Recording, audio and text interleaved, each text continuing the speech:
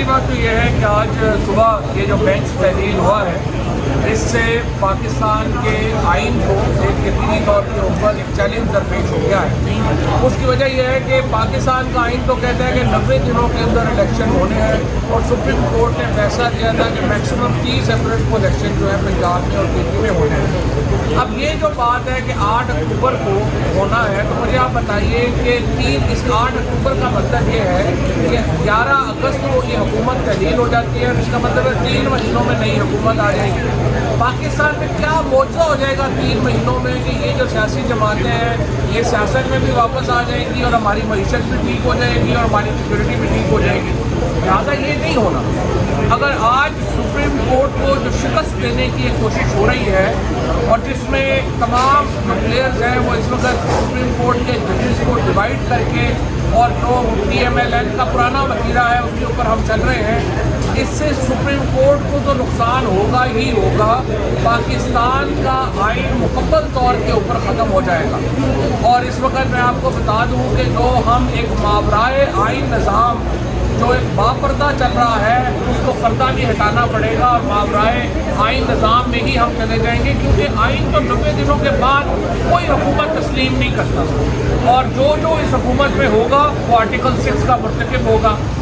اور جس طریقے سے پاکستان کو اس وقت چلایا جا رہا ہے جبر کے ساتھ اور ظلم کے ساتھ, تیسرا تو کوئی راستہ نہیں. نہ آپ الیکشن کرانے کو تیار ہیں, نہ آپ سپریم کورٹ کو کام کرنے کو تیار ہیں. سیکشن ججز میجسٹریٹ سے لے کے اور سپریم کورٹ کے ججز تک کے اوپر پریشر ڈالا جاتا ہے. مجھے آپ بتائیے ایسا ملک ایسا نظام جو ہے وہ کیسے آگے چلے گا؟ ہم چیف جسٹس پاکستان کے ساتھ کھڑے ہیں, سپریم کورٹ کے ادارے کے ساتھ کھڑے ہیں. ہم سمجھتے ہیں ہمارا کوئی افراد کا معاملہ نہیں کے ساتھ, سب سے پہلے آئین کے ساتھ کھڑے ہیں. ہمارا کوئی افراد کا معاملہ نہیں ہے. سپریم کورٹ کے ججز کی اگر آپس میں کوئی خلاف ہے وہ سپریم کورٹ کا ایک اپنا معاملہ ہے, ہمارا اس سے تعلق نہیں ہے. لیکن ہم ہر اس ایفرٹ کو جو سپریم کورٹ کو بطور ادارہ نقصان پہنچائے گی, ہم ہر اس ایفرٹ کو جو چیف جسٹس کی عہدے کی تقریب میں کمی کرے گی, ہم اس کے خلاف سیدھا سفر ہوں گے. عدالتوں کے احکامات کو رندی کی ٹوپی کے طور پہ اڑایا جا رہا ہے. آج آپ دیکھیے حسان نیازی کی ضمانت ہوئی کراچی میں, 15 منٹ کے بعد اس کے اوپر ایک اور کیس کر دیا گیا. ابھی تک جو ہے وہ اظہر مشوانی 7ویں دن ہو گیا ہے, عدالتیں کہہ رہی انہیں پیش کریں, انہیں پیش نہیں کیا جا رہا. سپریم کورٹ کے جو ججز ہیں ان کے احکامات جو ہیں وہ نہیں مانے جا رہے. تو پھر پاکستان کو ہم کیا چاہتے ہیں؟ ہم کیا پاکستان میں ایک سول کورٹ لانا چاہتے ہیں؟ اس حکومت کے ہاتھ میں کچھ نہیں ہے.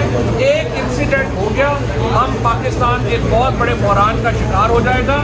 اس سے بچنے کی ضرورت ہے. ہم نے بہت زیادہ اس میں اپنا کردار عمران خان نے, تحریک انصاف نے, ہماری لیڈرشپ نے اس میں ادا کیا ہے. ہم ابھی بھی امن کے راستے کے اوپر ہیں. ہم پاکستان کو آئین کے راستے پہ رکھنا چاہتے ہیں. لیکن ظاہر ہے کہ اگر آپ ایک حد سے زیادہ پش کریں گے معاملات ہمارے ہاتھ سے نکل جائیں گے. آپ عدالتوں کو کام کرنے دیں, موجودہ حکومت اس میں جو رکاوٹیں ڈال رہی ہے اس سے باز رہے اور اس کے بعد آئین کی طرف واپس آئے. یہ واحد طریقہ ہے پاکستان کو چیلنجز سے بچانے کا. Thank you. یہ تحریک انصاف کا موقف پہلے دن سے رہا ہے, اسی کو لے کر ہم یہاں آئے ہیں. پوری کوشش اور کاوش ہو رہی ہے کہ انتخابات کے راستے میں رکاوٹیں کھڑی کی جائیں. کبھی ہم دیکھتے ہیں پارلیمان کے اندر اس قسم کی قانون سازی کرنے کی کوشش کی جا رہی ہے جو کہ ایک بہت بڑے طبقے کی رائے میں ممکن نہیں ہے. جو قانون بنائے جا رہے ہیں یا ابھی لیجسلیشن ہوئی ہے, بہت سے جو ہمارے سینئر لائرز ہیں وہ سمجھتے ہیں کہ کانسٹیٹیوشنل امینڈمنٹ کے بغیر یہ ممکن ہی نہیں ہے.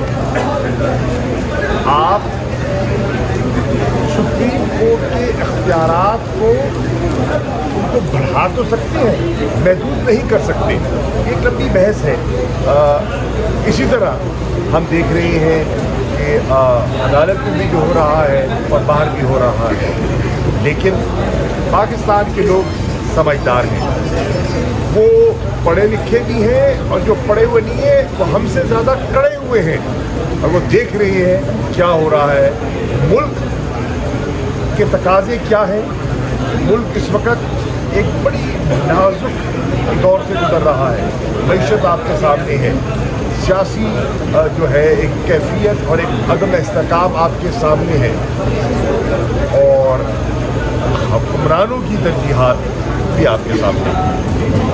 तवक्को वोट से है, तवक्को आला अदलिया से है कि इस अमर से मुल्क को निकालेंगे और वज़ीर इंतखाबात हम दलदल से निकलेंगे। अच्छा जी,